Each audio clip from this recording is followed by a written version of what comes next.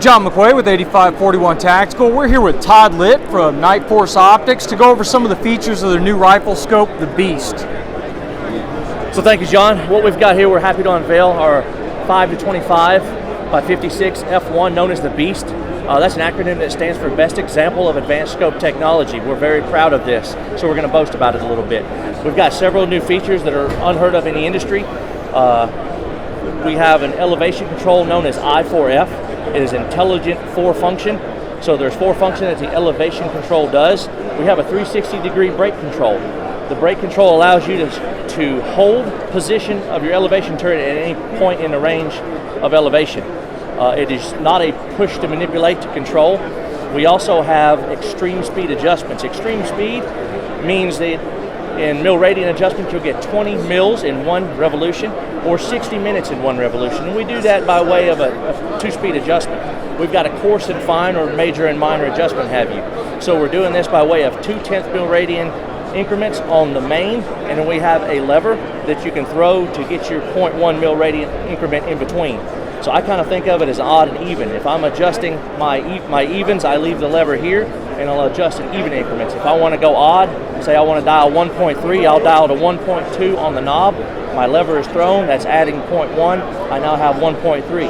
That's how we accomplish the extreme speed adjustments. We still have the standard zero stop feature that we've got on all other scopes as well. That's one of the features. We also have a holding mechanism on the windage. It will take it off of 0. When you turn to 0, it holds in position.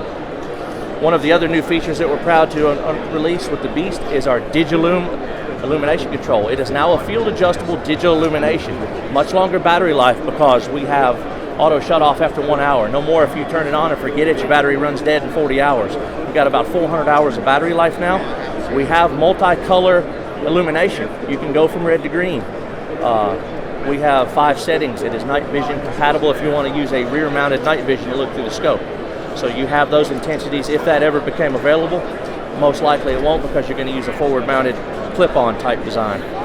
5-25 magnification. We've got 4 different reticle options. 2 of them are Horus variants, the Tremor 2 and the H59. We also have the Moore and the new Miller, which is a mill line reticle variant that can actually break the mill down to 5/100ths of a mil. Very fine incremental with an individual inverted T ranging scale for ranging purposes. Your eye relief will remain very consistent throughout the magnification range. No longer do you have to set it at your highest magnification and worry about eye relief changing throughout that mag range. So John, that's kind of the rundown of the new Beast, 5-25 by 56. Do you have any questions for us? What kind of price point are we looking at on this for retail? We're looking with the standard reticles, the non-Horus, we're looking at a $3,400 retail. Street price is going to be a little bit less than that for MAP. Significantly more for the Horus. Horus is going to come in at $3,900 retail, a little bit less than that for street price. Okay. What kind of design changes are we looking at from the pre-production scope to the actual production models? Very little. We're pretty much what you see here. There may be a small change to the elevation knob. We may put the deactivation button in a better location. It's a little hard to manipulate from a prone position or getting behind the rifle, so we're investigating possibly changing that based on some feedback we've received early. That may be the only change you're going to see. Okay, and if I understand correctly, the brake up here on top, once you lock the brake down, you can still move the knob if you wish, but it's very difficult. It's very difficult. So under time of stress, if you forget to release this and you needed to make a 5 mil adjustment, I can actually lock or engage the 360-degree brake, and you can see I'm taking some considerable force to click through it. Okay. But it will adjust. Okay.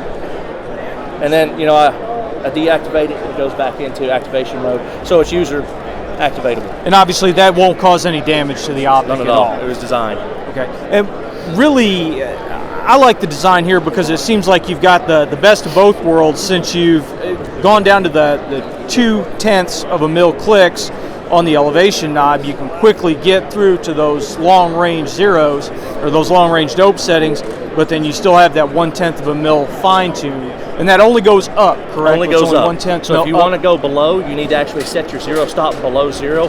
I like to set mine about a 1/2 mil below, so if I wanted to go a mil below, I dial to 0.2 below and I'd flip my switch. Okay. So then I'd actually have a 1/10 below.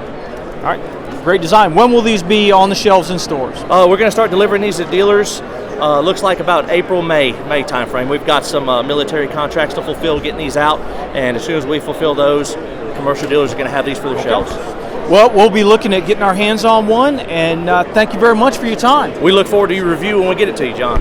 Thank you for your time, sir. Thank you.